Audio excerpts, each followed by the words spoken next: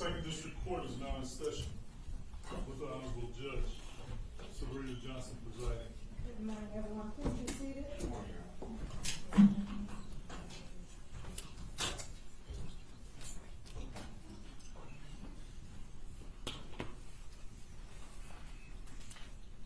Case number 25-1709 and 25-1710 FY People versus Charla Pendergrass, People versus Jalen Pendergrass. Appearances. And good. Dominic My apologies. DeGrazia, P69815 on behalf of the people. And good morning, Your Honor. For the record, Terry Johnson, P70773 on behalf of Miss Charla Pendergrass, who is present and stands to my left. Good morning. May it please the court, Judge. My name is Adam Clemens. My P number is 77233. I'll appear on behalf of Mr. Pendergrass. State your name for the record, please.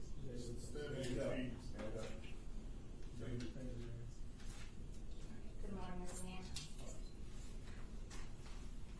Alright, today time scheduled for arraignment. Do you wish to have the charges read? Mr. Johnson. Your Honor, for purposes of arraignment, we'll waive formal reading on behalf of Miss Pendergrass, and we'd like to enter a plea of, ask court in a plea of not guilty. Very well.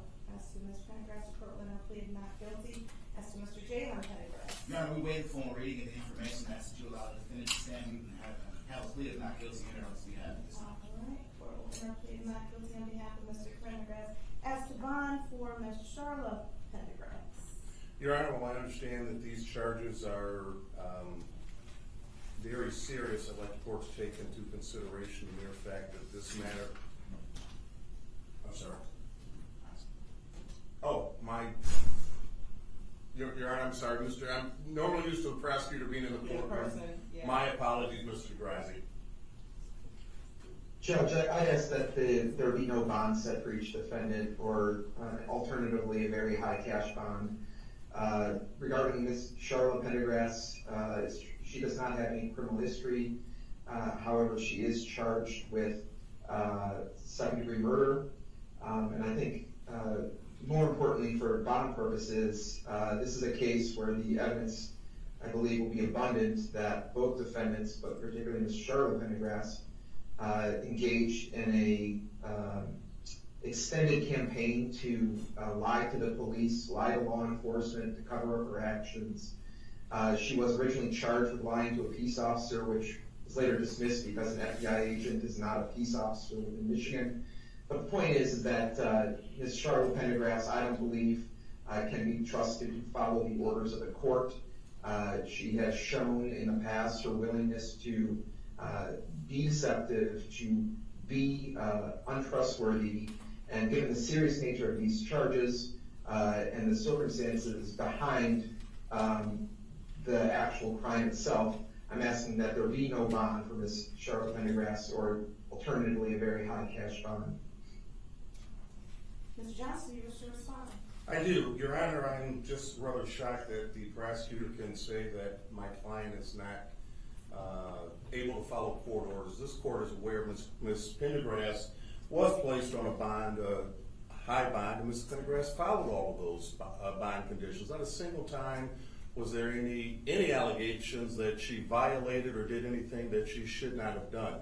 As a matter of fact, Your Honor, even after the case was dismissed, that was back in August, so about 3 months ago, she's done absolutely nothing. She has nothing to hide.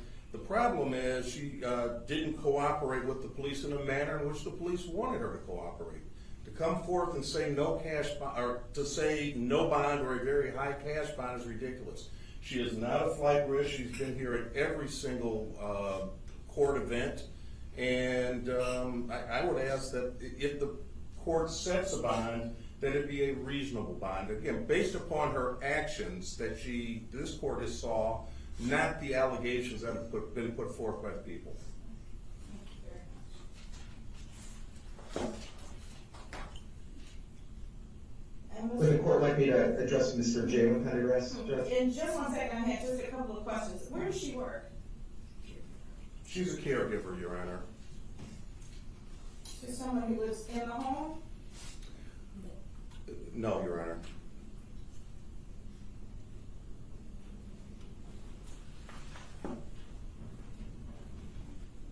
Okay. And the address we have for her on Roth, is that the best address?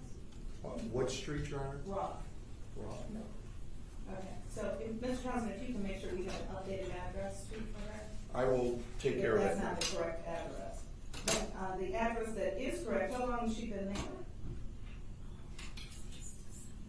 Approximately a year, Your Honor. Is this the address out county, outside of Inkster? Whatever her current home address is, how long has she been associated with her current home address? Oh, over a year. Okay. All right, court, in consideration of the charges, in consideration of public safety, and I am concerned about the charges that include tampering with evidence and or allegations of not being cooperative with the police. The court is going to set the bond at $5 million cash. And you are not to leave the state of Michigan without permission of the court. If you do make bond, you'll be on a GPS tether. You may not be in possession of any weapons, ammunition, drugs, or alcohol, and you can have a seat for the moment. Mr. DeGrazzi asks to Mr. Jalen Pendergrass. Well, obviously, Your Honor, the seriousness of the charges are severe. I would ask for no bond or very high cash bond, but Mr. Pendergrass specifically, he again, like his mother, showed a willingness to lie to police and to deceive police. But more than that, he is presently charged in Oakland County with making a false report of a felony. He was originally given a tether bond, which was reduced. And since that bond was reduced, it's my understanding that the defendant has recently been arrested under suspicion of operating while intoxicated. Now, it's my understanding he hasn't been charged with that crime, but he said at least has had police contact while he's been on bond in a pending case in Oakland County. So for those reasons, Your Honor, I again ask for no bond or a very high cash bond. Ms. Clements? Yes, Judge, what I would say on behalf of Mr. Pendergrass is it's interesting and rich that the prosecutor brings up my client's Oakland County case, cases which I believe undeniably will be dismissed. The reason why my client's bond was decreased in that particular matter is because the case is in fact so weak. But nonetheless, Judge, I'm in a venue where litigation is underway. We have a motion to dismiss that's pending in that regard, and I think they will be successful. But I think what's pointed in this particular case is that in that particular matter, my client was placed on a house arrest tether. During that particular time, he never missed court, he never violated any conditions of his bond. But moreover, and more importantly, as it relates to this investigation, in this case, when did Mr. Pendergrass ever flee the jurisdiction? When did he ever run from law enforcement? When did he ever refuse to come in and meet with them? And it's news to me that he ever provided any false statements. I'm sure Mr. DeGrazia will give you some discovery to that effect. But I've never seen any of that information to suggest that he's provided any false information to law enforcement. So rather than attack a criminal history, the prosecution is asking the court to look at allegations that didn't even lead to a charge as it relates to an OWI. And that's purposeful. And the reason for that is because my client has no significant criminal history that the prosecution can point to. He's been compliant throughout this entire ordeal. So to somehow suggest that he would be a flight risk when he's never fled or done anything to that effect suggests that he's a flight risk simply because we decided to charge him after 6 months. So what I'm asking the court to do in this particular matter is to consider the fact that if the defendant is compliant all the way through, retains counsel, and does everything that he's asked to do, at what point do we actually respect the fact that he's presumed innocent? I'm asking the court to set bond in this particular matter at $100,000 cash surety. My client can go on a house arrest tether. He's not employable right now. We don't have any objection to him being on house arrest, and he's already demonstrated that he can comply. But more compelling than anything, judges, he's looking forward to having an opportunity to finally have his name cleared. We want the evidence to be brought forth just like everyone else does, because as of right now, only the prosecution has that evidence. We've never seen anything that suggests that he's broken the law in relationship to the death of Jalen and Thomas, or that he's obstructed justice in any way at all. So for those reasons, Judge, I'm asking for a fair and reasonable. Thank you.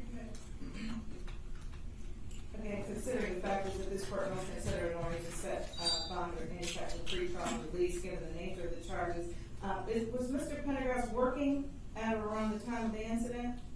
And if so, where and how long? Well, at the time, at what period of time? Back in April. Well, he wasn't allowed to work, Judge, once he was charged in Oakland. Okay. What was he doing before that? Where was he working? He was not working at Okay.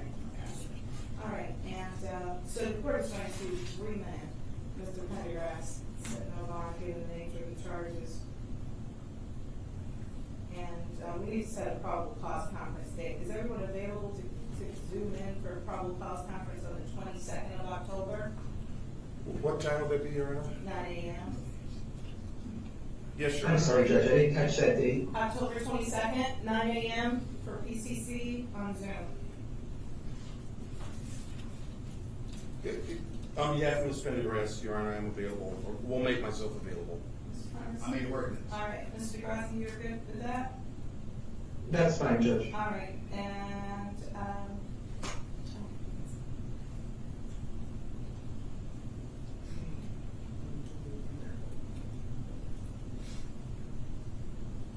we'll set dates for next year. We'll set dates. I was gonna try and see if we could pick exam dates since I have all of you here and everybody's got a calendar. Oh, I understand, Your Honor. I would hope, once we receive discovery, Then you'll have a better idea of how we need to schedule. yeah, hopefully I'll get it all this time. All right. We'll see y'all first, on the 22nd, 9 a.m. Thank you. Thank you, Your Honor. You should have a great day. Ralph,